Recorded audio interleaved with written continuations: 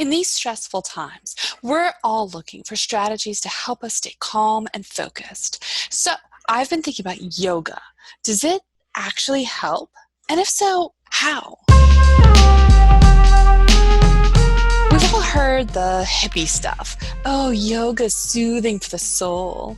But as a scientist, I want to know what it's doing to the body and brain. And it turns out there's some really fascinating things about the science of yoga. So, your autonomic nervous system is a component of the central nervous system that regulates bodily functions like heart rate, digestion, respiratory rate, and all those sorts of things, almost unconsciously. Back in the 1950s and 60s, Western researchers became fascinated with Indian yogis as they realized it was possible for a person to apply conscious control to the autonomic nervous system, which was previously thought to be entirely involuntary. Some yogis have such control that they can voluntarily warm up their bodies to survive in frigid Himalayan caves, or they could quiet their heart rate to a point where you can no longer even hear it with a stethoscope.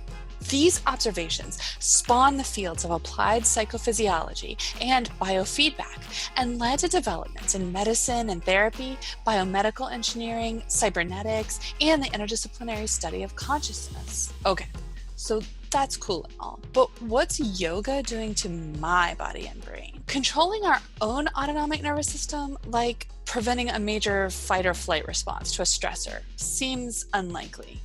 But it isn't. Imagine you have a friend freaking out about something. The first thing you'll say to them is to take deep breaths. Maybe relax those shoulder muscles to open up your airway. So you already know how to slow down that autonomic nervous system response. But like anything else, practice makes perfect. An important element of yoga is the practice of breath control. The more you're used to bringing your respiratory rate under conscious control, the easier it's going to be in a crisis. Plus, breathing deeply helps to better oxygenate your blood and improves the cellular longevity of your brain.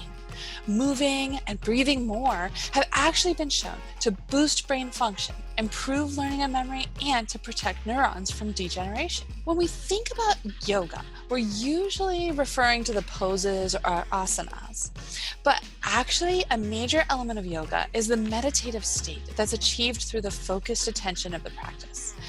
Neuroscientists studying meditation are finding unique brain activity patterns associated with this altered state of consciousness.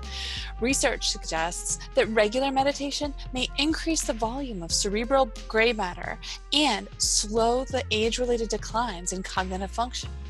As researchers and medical professionals continue to explore the science of good health, there are many myths that get busted. But more than 70 years of research and 5,000 years of practice shows us that yoga really is good for your brain and body. Namaste.